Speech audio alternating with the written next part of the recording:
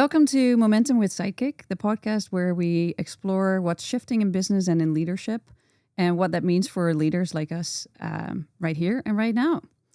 Nora can't make it today, so I'm sitting here with Mark Harrison. Welcome.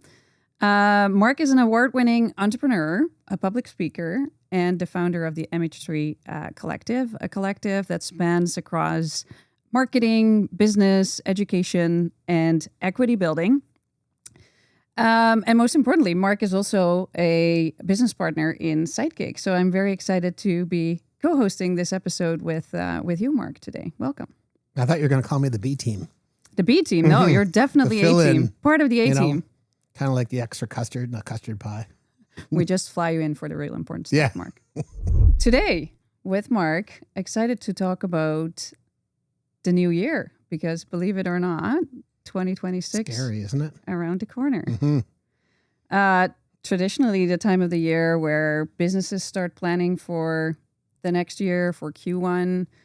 Personally, New Year's resolutions, whether you like them or not. But would love to chat a little bit about what kind of this time of the year does for you, what you've seen in your career, in your past, with leaders around you, and how we can set ourselves up for success in 2026. It's frightening to think it's 2026. I know. I think we're all getting those ads now to buy new gym memberships, get new clothing, do all those amazing things. But I know you and I are going to talk about this. I like dates. I like rollovers. I think obviously there's the calendar new year, which we're all going to experience pretty soon. Yeah. And it's funny because since the last time you and I chatted, actually I got a call, I think it was a call on 3 days ago. So I was like, oh, we'd love for you to come and do like some New Year's resolution podcast. And I was like, what's going on? I think Siri's been listening to us. Yes. And I think maybe today, and I'd love to hear your thoughts on this, but for me, like resolutions are kind of personal. And so I think one of the things we should think about and have a conversation about is how do you separate kind of that personal, what Mark or Bonnie are going to do as individuals. And I don't, but if you do you do resolutions? Let's start with the basics here. Not really. Okay. Not really. So my follow-up question just died on the floor. Sorry. But if you did, would you share them with people?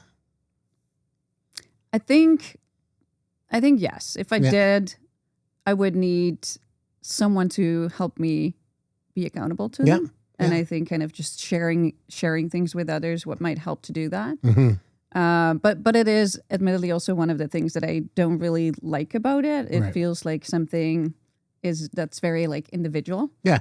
You do it for yourself. Yeah. And in a way, like, I mean, you should be able to hold yourself accountable to it. But in some research that I did, like still 80 to 90% of the resolutions tend to fall flat. Yeah.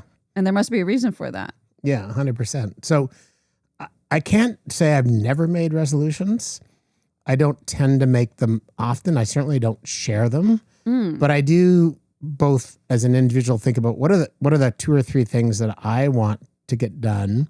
But then I'm probably much more public. And when I say public, I don't mean to the whole world, but much more open in discussions with groups when it comes to like what is next year's plan. Yeah. And I think as we go through these eras where, I've been using this word precarity a fair bit, which I'm not even sure I can spell, but we'll talk about it. But, we're now sort of planning like weekly, quarterly, monthly, because who knows what's going to hit us next. But I think for me, if you just sort of step back and say a resolution, I actually think resolutions should be private, because I think if you can't actually get to your resolution yourself without having somebody coaching you or pushing you or holding you accountable or busting your chops, then I think you actually have, just quite frankly, an accountability habit issue. So as you know, I'm a little bit crazy, some might say anal, about the way I kind of track my life. And I sort of live in this world of like, today is today. Yeah. And then I look ahead on a bunch of milestones up to a year and back on a bunch of miles. And I live in this kind of 2-year, always evolving pattern. I don't need somebody knocking on my, sort of mental door every day saying, Mark, have you done it? Yeah. Have you done it? But I think resolutions are quite personal, but I think we should chat about like, what are the things that you're sort of sharing, whether it be with your team or your organization or broader context? Yeah, and I think there's an important difference that you also already mentioned, like personal versus business. And then I think even in a business context, there might be things that from a personal growth or development as a leader you would want to do or that you aspire for the next year. And then from a business perspective, I think resolutions in my mind also somewhat equate to like the strategic planning and the goals that we set as a business. And just to throw in another stat, like Throw away, let's hear it. 80 to 90% of personal, I think that was based on personal resolutions tend to fail. But what I thought was even more shocking is like 67%, according to Forbes research, of strategic goals are not accomplished. Oh my God. Which is like, I'm just curious if there's a parallel. Are they between not the two. accomplished because the organization tried to achieve the goal and failed, or are they just like abandoned? I guess that's for me the question. Because I think resolutions, we tend to think of somebody's going to go to the gym every day, or somebody's going to stop, drinking on weekdays, or Mark was going to be nice to people. Now we're getting kind of crazy. Every day we're in Fantasy Island. But you know what I mean? And then you just kind of stop versus like I tried to lose weight and I failed because I didn't have the right fitness program. From a corporation, organization, enterprise standpoint, that 67%, I'm curious whether it's we tried and we failed or we stopped trying, which I think are two different things. Yeah, that's interesting to explore. I think the parallel between the resolutions and the business goals that I found was the reason they fail is that they're often from a personal resolution side of things, they're based on motivation and not built around like systems, habits, patterns that you can kind of. So I think that's a little bit in the weight loss thing. You have the systems, the daily routines that actually kind of help you get there. But there's something similar happening in the business goals too, where it is what came up was misalignment between leadership teams. So great that we set those goals, but did we actually talk about that? Are we truly committed to them as a group? So kind of the individual versus collective again. But also the setting the goal, but not having the right systems, processes, habits, routines in place to really see them through. So whether it is we stopped trying or they truly failed, there might be a lot in that realm or of stop trying. But even before you know that it's happening, it's just kind of you're not getting there because you're not focusing on the right small micro things to get you there. And for thinking a bit about the company or organization or enterprise kind of setting its goals, one thing where I think a flaw is of resolutions is sometimes we come up with the resolutions like in December. Yeah. And I think any business coming up with new goals or new strategies in December has already failed. Right. Like you're too late. Yeah. I mean, you have your inputs from a quarter ago, 2 quarters ago, last year. You have the thoughts that you're thinking about.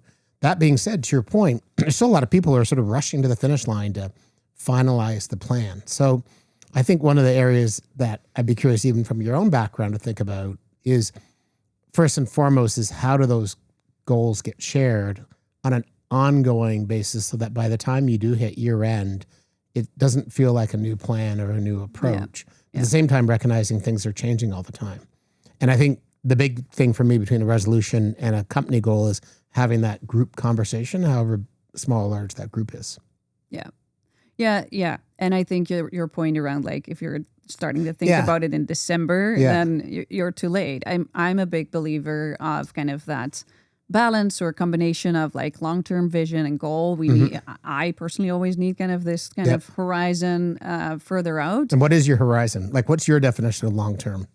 Because it's kind of like a piece of string. Like, how long is it, Bonnie? Yeah, that's true. And maybe I don't necessarily set a date to it. So there is a version where it's more like purpose, mission driven, kind of your it's like a vision, compass like vision. It's always out there. You're always pursuing. And you might never really accomplish it. But I do also think about like, and it tends to be a year or like a 3-year and a year. Thinking about, but it's still like more guiding principles rather than a very set goal of like we need to hit X number of clients or revenue or whatsoever. I tend to treat them more as a guiding principle or Yeah. like a direction rather than a harsh goal. No, I like that. They're And then aspirations. yeah. And because so many things are changing Mm-hmm. along the way. So I think it's good to have the anchor, but then the true, like more tangible, accomplishable things. We tend to do like, and you know this, like we follow EOS to a large extent. And we're in this quarterly 90-day pulse where every quarter we have this rhythm that we look back, we look at what we learned, and then we plan ahead and we adjust for the next quarter. And I think that helps for Q4 not to feel like this, let's kind of reset and we have to start everything over again in Q1. It's just kind of a rolling thing that we do. Yeah, I mean, I think what I like about that is your aspirations or your visions are your long-term are kind of your ongoing North Star. Yeah. And here, you're kind of ongoing with your march.